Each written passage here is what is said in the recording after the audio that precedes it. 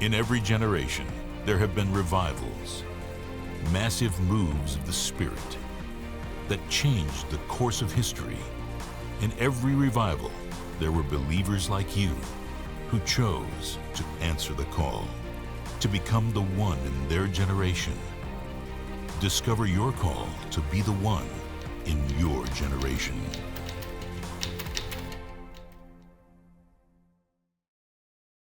Welcome to a very special edition of Revival Radio TV. I'm your host, Gene Bailey. Let me pose a question to you. What does a cloak and dagger spy story have to do with the gospel or revivals? I mean, after all, this is Revival Radio TV. But wait, we also have a double spy story for you.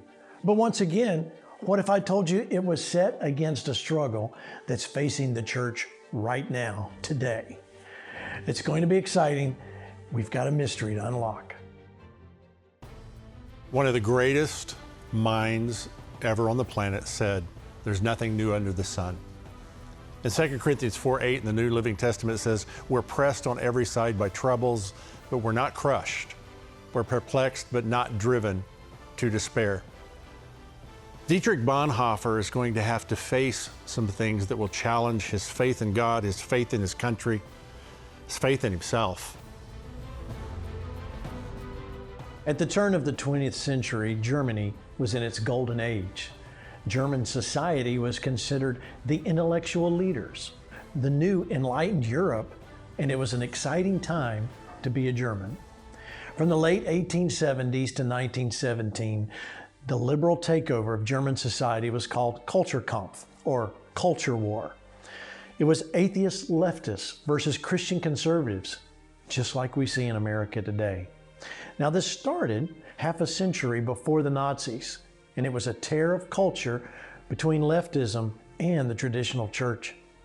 When we talk liberal theology, one constant these pastors had was each set aside the idea the Bible was literally true. As we explore Dietrich Bonhoeffer, you might ask yourself, what does this have to do with Christianity?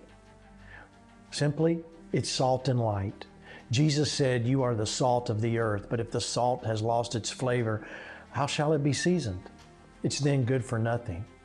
Yet this was a time of optimism and possibilities. The German-speaking culture was at the forefront of European society in science, industry, and even philosophy. From Germany to Austria, coffee shops, taverns, and salons became places where progressive university ideas emerged and took form.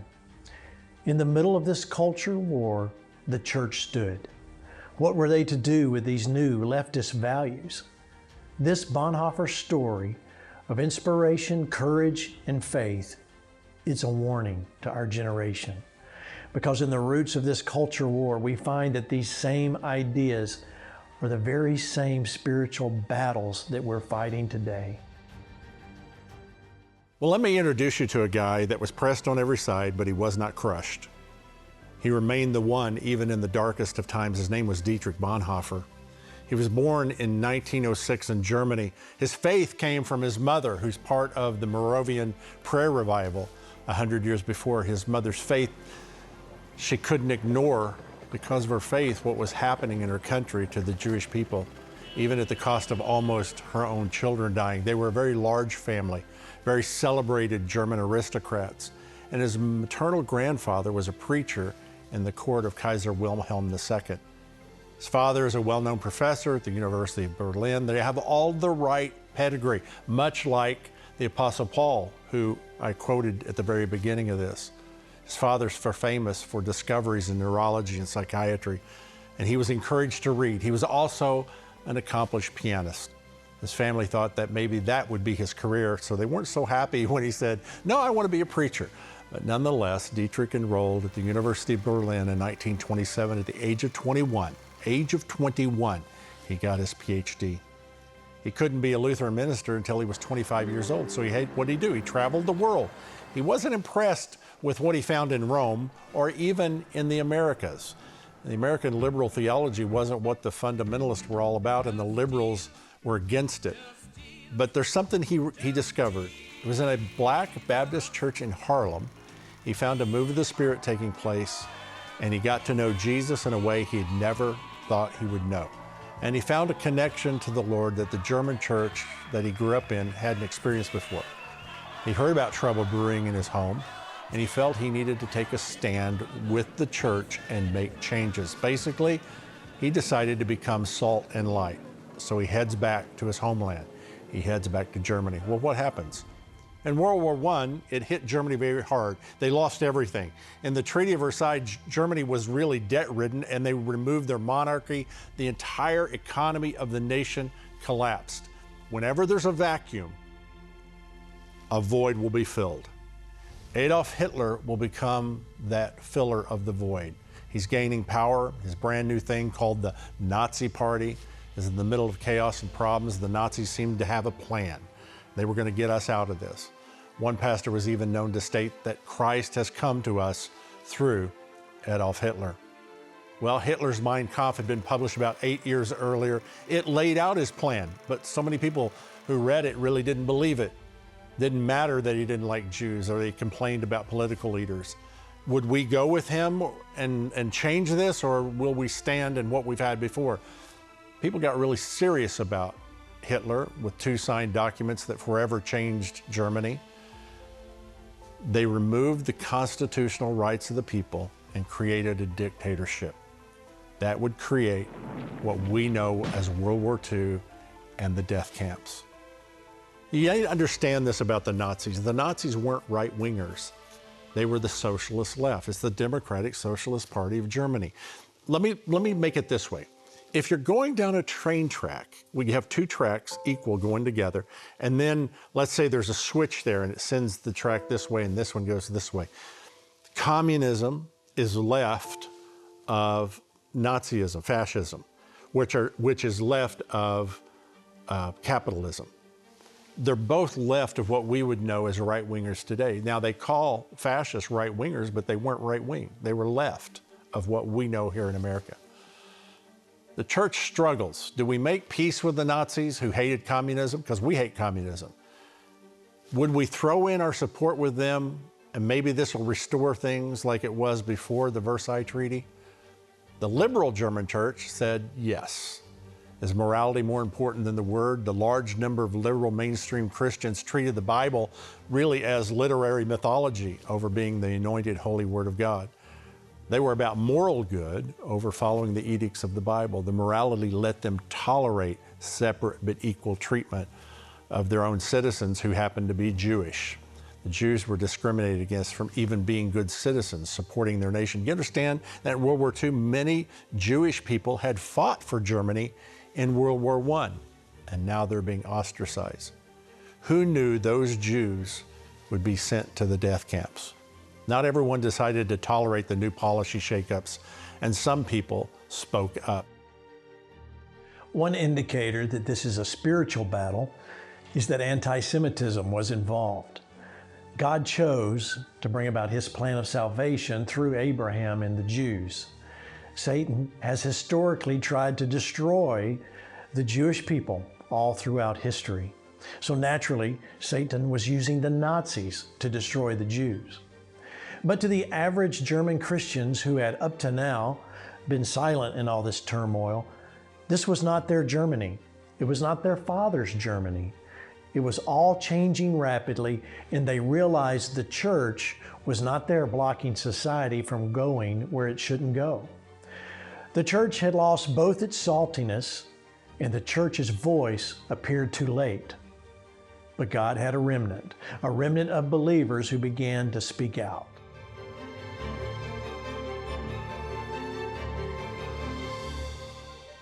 Let me tell you about a man. His name was August Landmesser. I love this guy.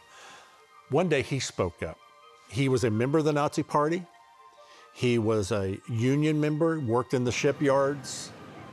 And one day they were pushing the ship off, and they were dedicating it, and they were all doing the Heil Hitler salute except August. It shows him like this in the picture, and it reminds me of that moment. Everybody else is saluting, and he folded his arms. Why did he do that?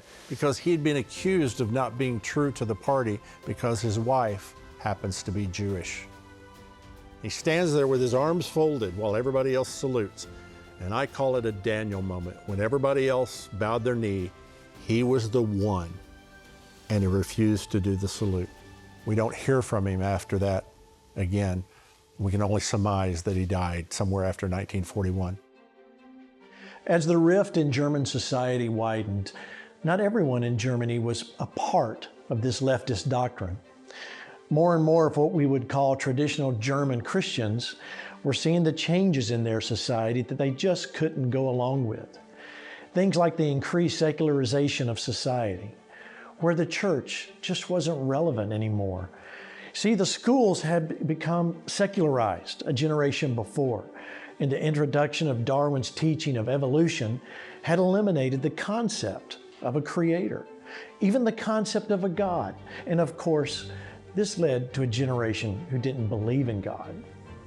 Furthermore, this secular generation was adrift spiritually, and people were turning to spiritualists, having seances and reviving the old pagan Germanic religions. And it was in this spiritual vacuum that all this was happening. Remember, it was also in the aftermath of the terrible deaths and destruction of World War I, where Germany was devastated. In this spiritual vacuum came the threat of the rise of communism. And on the other side of the political spectrum were the socialists and their dictatorial takeover and systematic elimination of their opposition. And even worse, they were slowly taking over control of the German churches. Let me make it clear. Because the church wasn't doing what Jesus said, "Occupy until I come," a power vacuum arose that gave room for Darwinism, communism, and socialism to rise up and take control. Revival came, but was it too late for Germany? Another such person who spoke up was Dietrich Bonhoeffer. He's a young Lutheran pastor. He had to make a decision. He's 26 years old when Hitler comes to power. Is he just one more new leader running the country? How long is this going to last? Will there be another leader behind him? What kind of real power does this leader have over our country? Within days, Bonhoeffer was on the radio blasting this new regime. He warns the Germans against trusting Hitler. Murdering masses of people was not even mentioned. On the broadcast, he only criticized the concept of the Fuhrer, and in particular, the danger of idolatry. Even in that time, with his radio broadcast, he was cut off in mid-sentence. Cancel culture was part of the fascist of Germany. Was this the Fuhrer's power beginning to show? Dietrich Bonhoeffer is going to raise the first voice for Christians to resist Nazi persecution of the Jews. He said this: the church must not simply bandage the victims under the wheel, but you have to jam a spoke in the wheel itself. The Lord moved on him and other believing Christians to create what they called a confessing church, or in other words, a Christian church who believed Jesus was Lord and began to do what he did and speak like he did. The Nazi leaders were very, very good at taking over and controlling every aspect of society. That's what fascism is about. It's the corporations coming alongside the government and the church coming alongside of that. Because of Luther, the church was the heart and core of their country. To be a German was to be part of Martin Luther. Even not being a state-run church since the Reformation, being German meant that I'm a Christian. The Nazis knew if they clothed their policies within the church and the corporate structure, it'd be more palatable to the German public. Bonhoeffer and his church movement resisted that takeover. German society began to split after 1860. In fact, we see this happening all over the Western world, but it happened in Germany much faster because German society had been so indoctrinated in the European Enlightenment. God was becoming less of a part of the foundations of intellectual society. Then something historic happened. In fact, you can pinpoint when German society changed direction. And it was this book, the first German translation of Darwin's The Origin of Species. It was published in 1860. It was translated by Heinrich Braun, a naturalist and paleontologist. Braun did not entirely agree with Darwin, but on one vital point they did agree. There was no God, no creator. Man had evolved by totally natural, unguided means. Were we just animals? Was it science? Or was it just moral philosophy? One thing's for sure, removing God from society has moral consequences. How could the Church of Germany, these prosperous, thriving nation, how could they become so divided? How could it split? How could the church become so blinded by things? Well, you have to go back to the 1800s. In the 1860s, Darwinism. Darwinism is embraced in Germany. I mean, it is not embraced, but hugged and kissed. And what it did is it caused a split between the church. The church went really liberal in one side, and the other side became more fundamentalist, like Bonhoeffer, more of a fundamentalist. No, this is the word. This is what's true. And that split will lead us into World War I, but survival of the fittest will become an anthem in World War II in the fact that we're the Aryan race. We're superior to other races by evolution. So the theory of evolution is what precipitated all of this in Germany. There are so many parallels to what the church is facing today, and here's why. It was a spiritual battle. The church was split between liberal and Bible-believing Christians, and the government was trying to silence the church. The German church waited too long to act, so Bonhoeffer had to go underground. But for us, today is the day. Now is the time for the church to act. The church needs to use its spiritual authority to occupy its rightful place, to ensure there's freedom to preach the gospel and stop evil from advancing in the world. During Bonhoeffer's time, the leaders, including church leaders, rigged elections to take over the churches in Germany. It was a time to silence and mute the voice, shut down the opposition of the church. They applied the Arian paragraph of a document that said any pastor or church clerk with any Jewish blood at all had to be removed from church leadership immediately. They even demanded the removal, listen to this, are you ready? For the Old Testament from the Bible. When the church's rights are removed, do I sit back and do nothing? Or do I try something? Bonhoeffer tries to get help. He goes to London to gain support. And the Nazi regime blending with Christian gospel was unacceptable. He knew that. A bishop who was in charge of the German Lutheran Church's affairs at the time, foreign affairs, will travel to London, and he tells Bonhoeffer, you have to stop this, but Bonhoeffer refused.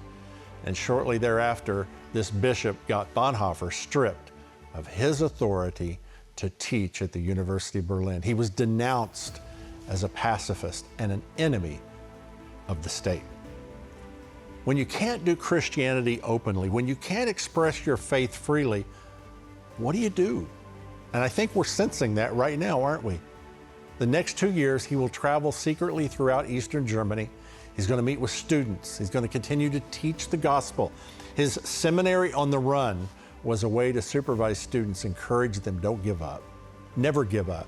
Nazi oppression is clamping down everywhere, yet he's quoted as saying, action springs not from the thought, but from a readiness of responsibility. By 1938, the Gestapo had banned Bonhoeffer from Berlin. By 1940, they banned his seminary. Harassment against him will increase. Ephesians chapter 6 tells us to put on the full armor of God so you're able to stand like August did against the schemes of the devil. He's forbidden to speak in public altogether. He's ordered to report to the police weekly to give an account of his activities.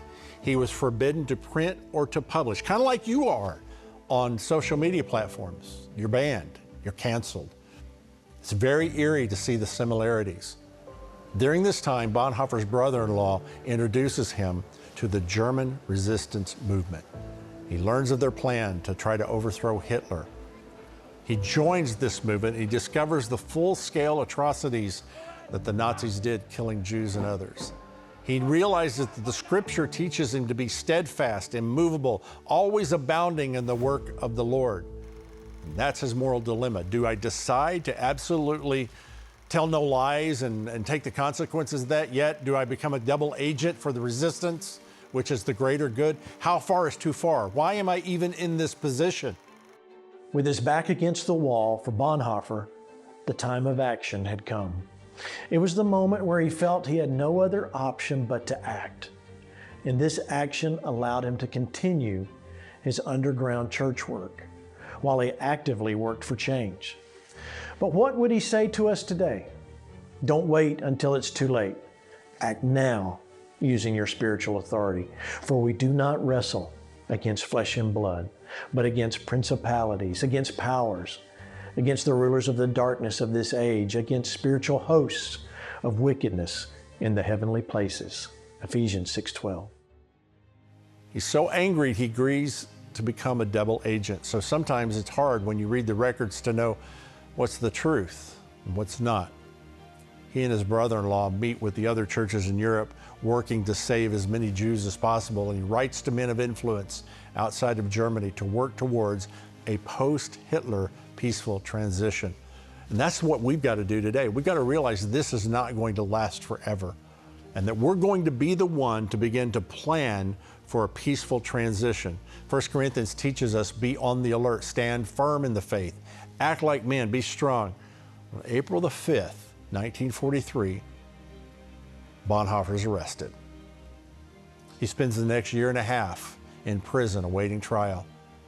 Now his uncle runs the jail, so he's able to continue working on his writings, and he meets with his fiancée of 3 months. They're about to be married.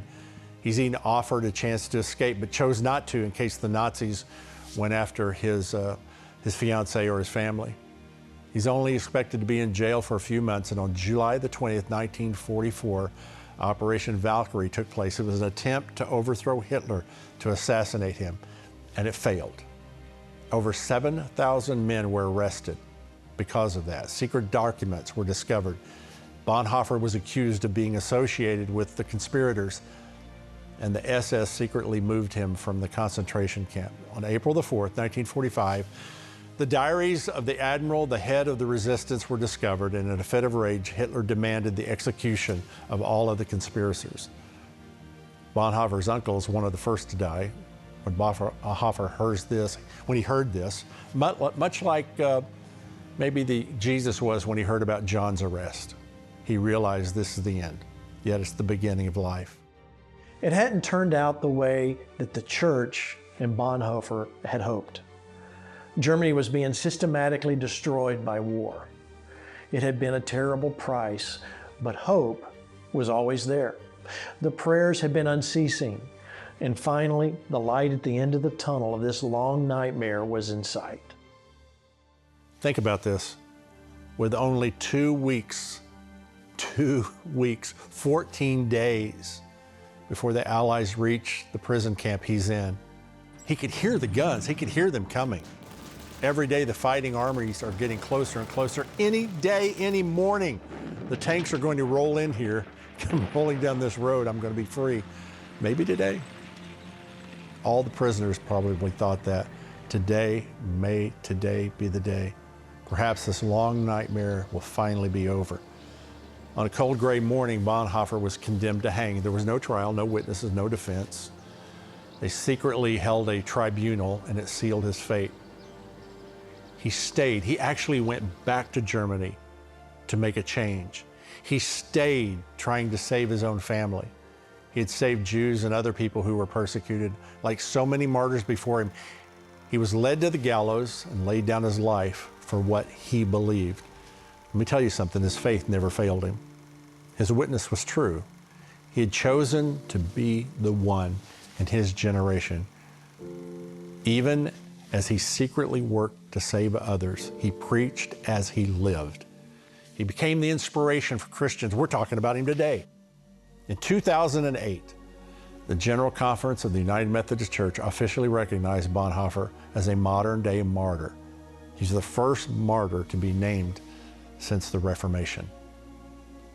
Dietrich Bonhoeffer lived what he believed. He didn't just talk it, he lived it. Another German pastor named Martin Niemöller began to wrestle within himself after the war. What had he done during the Holocaust? Could he have made a difference before the war? He had been arrested, but survived the concentration camp. He was a part of the liberal German church that had suffered a rude awakening and realized his only hope was to turn to God. He wrote this: "First, they came to communism, and I did not speak out because I was not a communist. Then they came for the socialists, and I did not speak out because I was not a socialist. Then they came for the trade unionists, and I did not speak out because I was not a trade unionist. Then they came for the Jews, and I did not speak out because I was not a Jew. Then they came for me, and there was no one left to speak for me." If you take anything from this story, let it be that ideas have consequences. The enemy Satan has cleverly used and designed philosophies to stop God's plan for salvation. This has been going on since before Jesus, and Darwinism is just one of the latest, however most effective, of these ideas, because it gives scientific license for racism and replacing God's law with survival of the fittest. It's been like an acid that's corroded every part of society by replacing God with man. Today, the church is still fighting the same fight that Bonhoeffer fought, but now it's fallen us to pick up our sword of the Spirit, the Word of God, and speak out. Take our authority that was given to the church to take action. This is such an inspirational story, but to honor Bonhoeffer's ultimate sacrifice, let it reverberate in us like all the martyrs of the church of old. Think about it. How would you react in that very same situation? Would you think of the great Christians who have given so much for the gospel? The time is now. Now's the time to speak the word in authority, stand in faith, and to believe that God's word will indeed come to pass. Jesus said, "The gates of hell shall not prevail against the church." That's not a defensive stance, it's an offensive attack on the gates of hell that cannot stop a Bible-believing, word-speaking church that operates in prayer. So come along with me. God is calling to us now, calling to you to climb that hill that's set before us as a society, as salt and light, to climb that hill set before you personally, and as a call to be the one in your generation. We'll see you next time, right here on Revival Radio TV.